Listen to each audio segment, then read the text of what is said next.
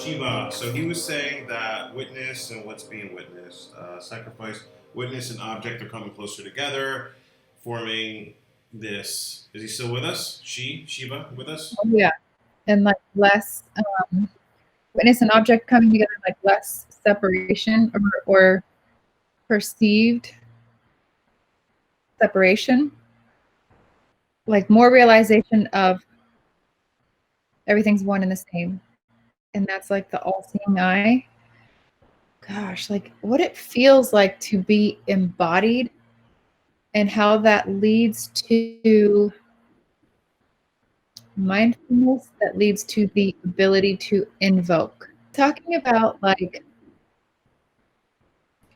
the importance of being embodied, which means like, of course, fully present and grounded, but he doesn't use those terms.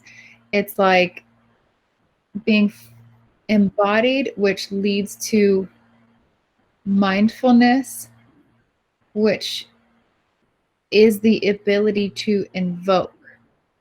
But so many of us are walking around asleep to that, not even asking for anything to be invoked.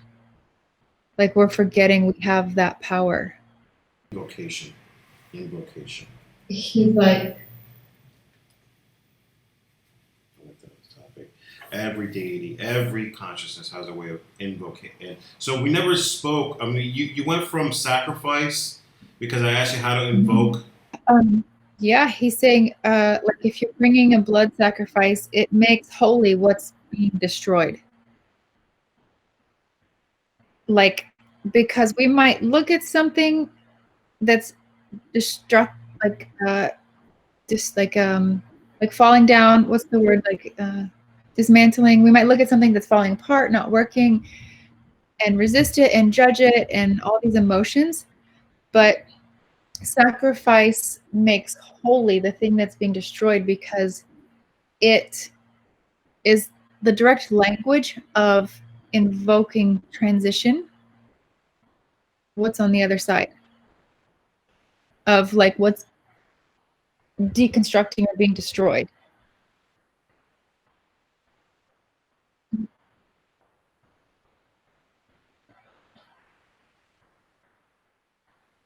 We do to invoke his destruction. I mean, aside from sacrifice, we can't really sacrifice animals right now. But what can we do to really like us like to utilize this power of destruction that he would suggest for us? What was the last piece you said? To invoke the power of. Yeah, to really connect to his consciousness and to bring forward his energy to help us destroy and not rebuild. He doesn't like that, but destroy, Build, build, create. There we go. Because of course you don't want to rebuild what you destroyed. So to invoke, this deity seems to like offerings, even if it's not like a sacrifice, just offerings of any kind. And this could be anything from like food to like goods. I want to say riches, but I'm looking at like jewels, like jewelry, coins, just items that are held dear. Like so, because again, it's the act of emptying. Like, let's say this is a very valuable bracelet, and I'm emptying myself to the idea that I need it. So I'm creating sort of like proportionate space for growth or transition from the attachment to it, and like the paradigm that came along with it. So it is a form. He's like trying to recognize it as a form of like the emptying again, but there's a physical aspect to it, which is the sacrifice. Buddhists don't do that, he says. They don't do the bringing a sacrifice or like maybe an offering, but not so much a sacrifice or in the sacrificial mentality. It's also one last thing. It's also like, again, whatever you're sacrificing, you're opening up space for yourself. So just see that transition within yourself. It's hard to explain like what he's showing, like with the energy, like what you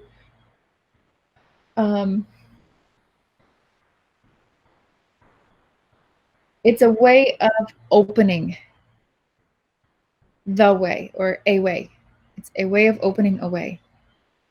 So again, like bringing sacrifice or offering is like opening a door or a window for yourself. And then you put intent behind it and you propel what you're, or you propel what you're invoking. So this deity seems to just really take to just that kind of energy, like the transitional, really cool. So again, maybe this is also, I feel like when you talk about, this is a deity that's highly misunderstood. Just because he's a destroyer, that doesn't have a bad feeling to it. It's a really great deity to have a relationship with, because it opens the way by destroying what isn't working for you. Is he associated with the Elegua? Very similar vibration. Like very similar. It seems like Elegua feels a little more soft, tender, playful. Shiva feels big, like mass.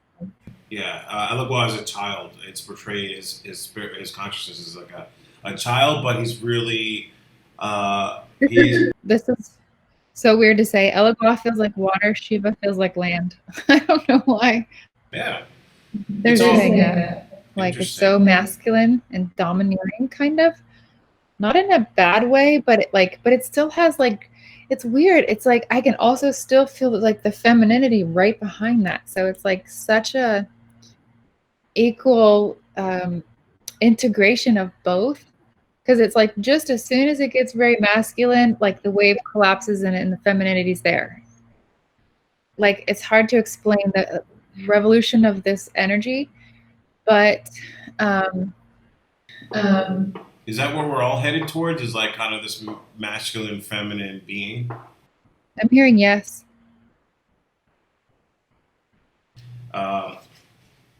Is that what's happening like on Earth, like where a lot of beings are coming through and they're both masculine and feminine type of beings, type of thing? Is that like Sexual? yeah, kind of. Yeah. It's more and more, I see that more and more. And I think it's because we're able to share more and see more, but also it's there. So it's obviously something. So just wondering what the reflection is there. Like that. Yeah, that's like the integration of knowing like the true self, which is and by nature genderless. So that's why we see people that are asexual, I guess. They don't resonate, like they're kind of like both or neither at the same time. But then you have like the war of that also, where you see men becoming female, female becoming men, because they're recognizing the imbalance, and feel for whatever need to offset. So, but you can't do that here in the physical. Like, this isn't the realm for that. He's saying, like, it's not the realm to blend. Like here, it's very finite. The manifestations. So, again, this isn't the realm for that, but there are realms where same soul can manifest, like a just avatar, like with all of its superpowers, like highest capacities, like best health, all of those things. Like I feel like is there still war and destruction within within those realms, or is there a certain yeah, but at a different level, huh? very little, like very minimal. Because they're aware, right? They're conscious in a way. Right. Right. In order to enter this realm, you need to be at this. Those are the game. That's the game. That's like the level of. In order to enter this field, you need to be here, and if you're here, you're already like there. Yeah, right, right. And so it's like the energy, the mass energy of a realm can easily swallow a vibration that isn't a match. So that's why it's not, especially if the mass channel itself is a higher frequency, like Earth not being so high. But if these other dimensions are higher frequencies, it's again much easier to swallow a mismatch. Here, not so much. Yeah, it's too Yeah. dense, right? What is the main purpose to come to this Earth? Earth. I think one category should be Earth, and what the hell to expect? Earth. Earth. Like, what is the main transitional like aspect of Earth? Because every plane, every dimension. This is a dimension then, but does Earth have many dimensions within itself?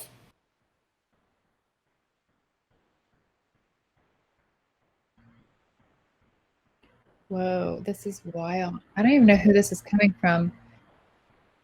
I'm hearing that Earth does not know how to breathe and play ball with the others. That's why it's in this self-destructive mode. Like play ball meaning like synergize like with all the other planets in the cosmos. Like Earth is sort of like, I hate to like feel judgmental, but it's like the outcast.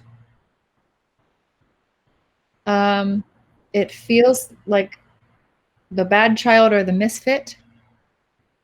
Now, but there's no emotional attachment to that. It's not like it's a like shame on Earth, not a bad judgment there, because Earth is a oh, it's like you come to Earth to be able to access the others. Oh, like you come to Earth to refine, to polish, so that you can access all the other planes, all the other dimensions. It may be the misfit, but it's the most needed. It's like if we didn't have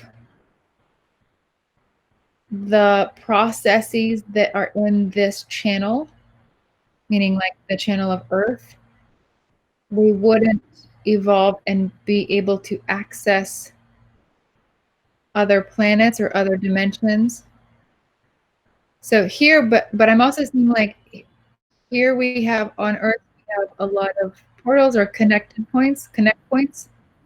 Like it's like a video game. I'm seeing like you become conscious and then it's almost like you drop a level, and I'm seeing people go like into the Earth, like into the center of the Earth, and then Like actually, physically, or like consciously?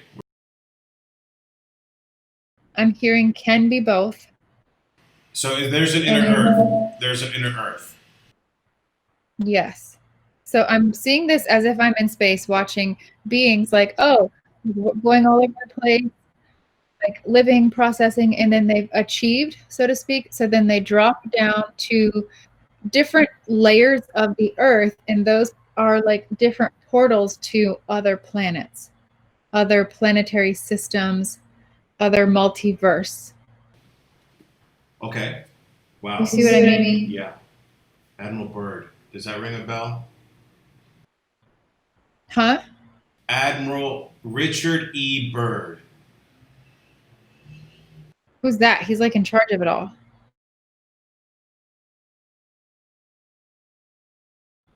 Who's that? He's like big. He's like in this. He's the first human who reached inner Earth, but they covered it up. They're trying to cover it up. But I've always wanted to do something with him for some reason because his stories are ridiculous. No one believes him because he would go to inner Earth. He went where, and I'll show you some videos that are really interesting, but we need to contact him He's the one. He's passed away now. He died in 19. Wow. He died in 1957. He was born in 1888. The eights, the three eights. Oh my God. That's crazy. That's your number. That's just a number of like confirmation.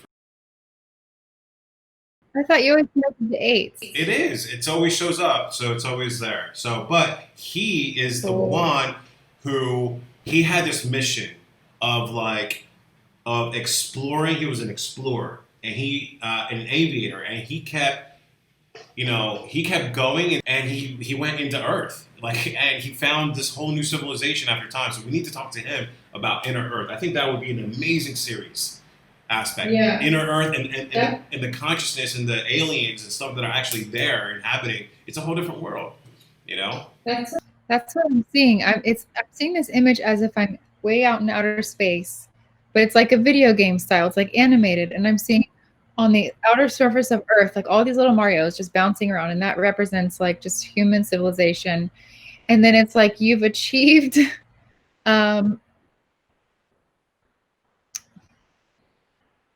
consciousness, yes, but it's way more than that. It's like the electromagnetic match or something, like resonance, and I'm seeing them literally like kind of coming up like this, and then they get pulled down, or like they come up like this and they get dropped down.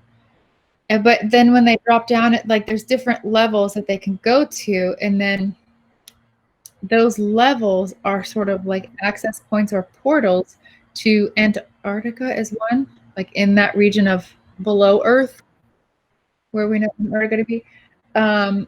Those are portals. China is one, I'm hearing, like below the surface of like China on the outside. Probably the But- pyramids underneath. There's like different caverns that go through the pyramids and different access points of the Earth that are grids. Yeah. That like something about velocity, like the velocity, what is this word? The magnitude of the velocity at these points, and then the words drop off, and what I see is like going into a teleportation device. Like I go in here, I dissolve, and then I hologram, or like I sort of reappear at like wherever I'm going, wherever I decide to go. It's all electronics, electromagnetic though. What does velocity mean? Like there's something about the magnitude of the velocity, and I'm seeing like a massive like spin, like a tornado sort of. The velocity of an object is a rate of its position with respect to the frame of reference and its function of time. Velocity is equivalent Wow. to a specification of an object's speed and direction of motion. Oh my gosh. So it's literally becoming free of gravity. Right. So therefore, teleportation, therefore hovercrafts, therefore there is no space and time and break. And that's how these crafts work. Your velocity depends on your environment.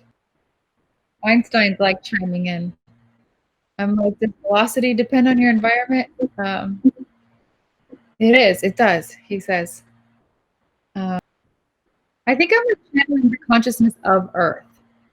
Like truly, I think I'm channeling, because I'm also hearing like to talk about the oceans drying up. Is that happening? Or is that the opposite? I don't know, but I don't know. Like I'm Okay. sure it is. It's definitely something we have to channel about. All right, so yeah, I put on here. That's one of the things, planet Earth, because everyone has its dimensions and different, and it plays off of each other. I think if we have a series on like that, and we channel the consciousness of that planet, because essentially we're the planet. It's actually us. It's not like we're coming in separately. It's actually we're the reflection of this, whatever this is, this planet. Mhm. I think, ask her, ask Mother Gaia. Are we her? Not really. Here's what I'm seeing. This is so gross.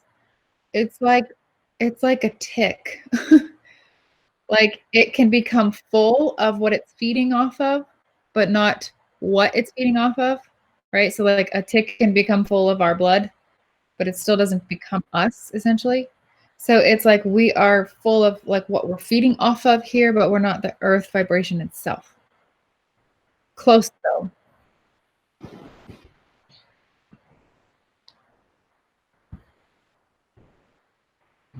Collapse the conflict, and then yes, we are the earth.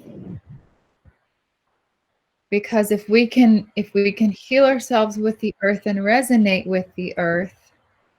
Okay, hold on, because this is like really big. If we can heal ourselves with the earth, meaning like eat and fill ourselves with the earth, we essentially are the same vibration. But we continue, like we project resistance. So it's, we are earth,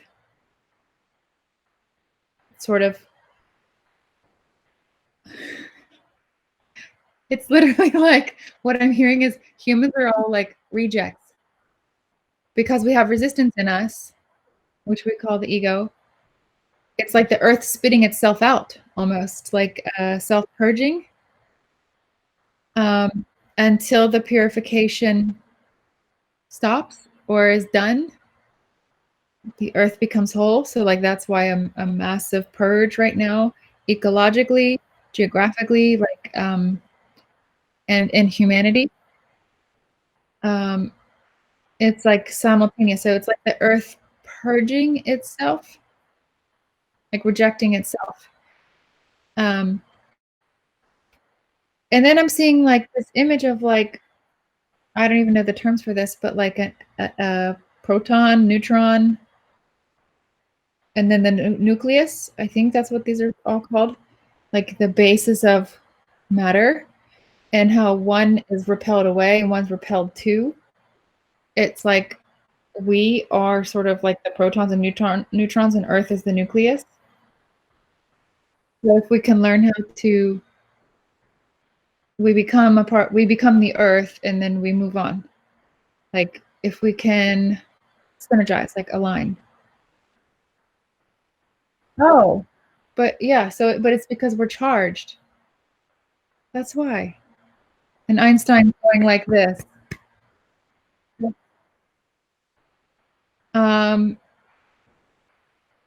It's just, so think about a cell, no consciousness. It gets pushed, it can get pushed around all over the place. So we are that cell. We are a cell to the body of Earth. And so if that cell doesn't have consciousness, it'll get charged. The idea is to neutralize the charge. And this is Einstein. He's saying neutralize the charge, collapse the separation altogether, and there you have the Big Bang. We're all just a bunch of rejects. That's what they said. Like the earth, like forms of the earth spitting itself out, like rejecting itself. Like it's kind of like we eat something that makes us sick. It makes us sick. Yeah, we're trying to puke it up. Like we're puke, essentially. We are the earth. That's funny. Oh my god.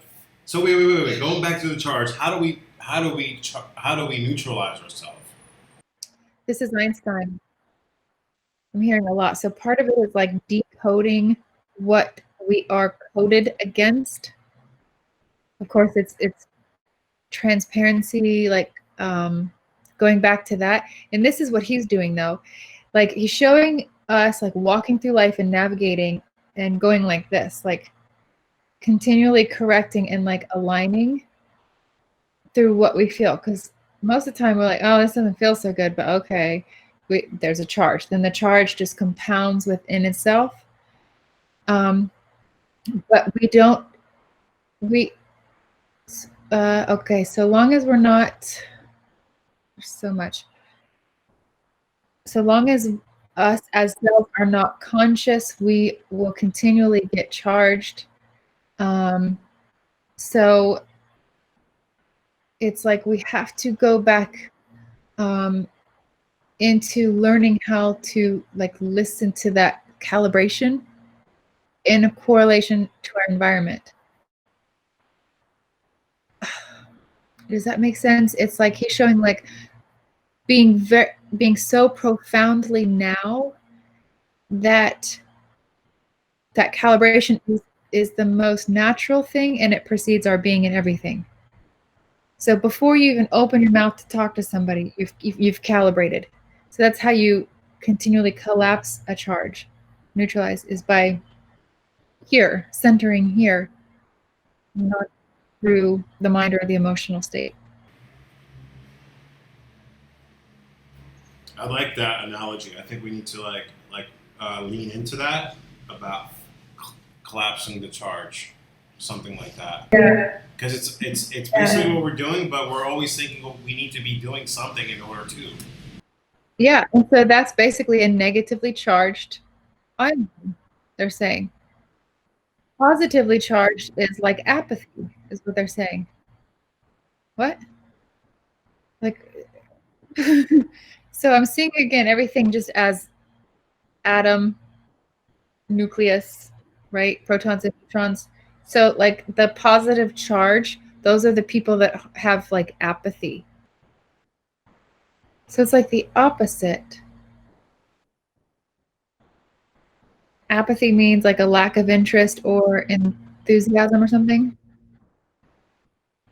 Cause and effect, they're not like this. They're not horizontal or linear. They're just very vertical. Cause and effect are one and the same. Yeah. And I love the idea of using breath to talk about cause and effect.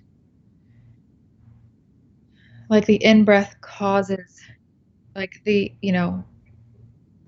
effect, the out, like they're the one thing. One causes the other. They're the effect of each other. Okay. Noted. All right. Pulsing. So cool. So through breath work, is it actually a physical breath work that we can do to align ourselves? So maybe we can do some breath work like meditate instead of meditation like I did. Yeah. Removing the word even feels more pure. Removing the words and the intent of like, I'm going to take you through a forest and blah, blah, blah. Like the breath, the inhale, exhale, like the breath. Is it possible for you to like channel that through? Who would be an excellent person to guide our breath work? Wow, this is so cool. Like Shiva is the pause phase between the breath. I feel like in breath resonates with like Ganesh. Because you're like think about when you do like it's a pulling force. It's an attractive force. Shiva can be the out. Shiva feels like it rests in between the in breath and out breath, like that pause that happens. An in and out, but there's an in between. Yeah, notice. Yeah, yes, the pause between your breaths. Like notice how like when you do your in breath, you pause for a moment before you exhale. Like that pause is Shiva. That's the transition. So who's the in? Sorry, I'm just writing. I'm just like, who's the in? You would say, The in breath feels like Ganesh. and then the pause, we'll call it, is Shiva. Who's the out breath? It's the Brahman, whatever that word is. Brahma. It's like so. I feel so still, so like stand out. I'm pretty complete about this stuff. Join our community. You can like and subscribe to this channel to stay in the loop with more content as we share more information. Join our community online at kimberly-ray.com. Feel free to submit your questions and join our retreats. We have retreats all around the world every year, throughout the year. Also, if you'd like a one-on-one session, connect with your loved ones. You can join me online as well. Social media across the board, find me on Facebook and Instagram as well. And as always, take good care of yourself and take care of each other. Thanks for watching, guys. See you soon.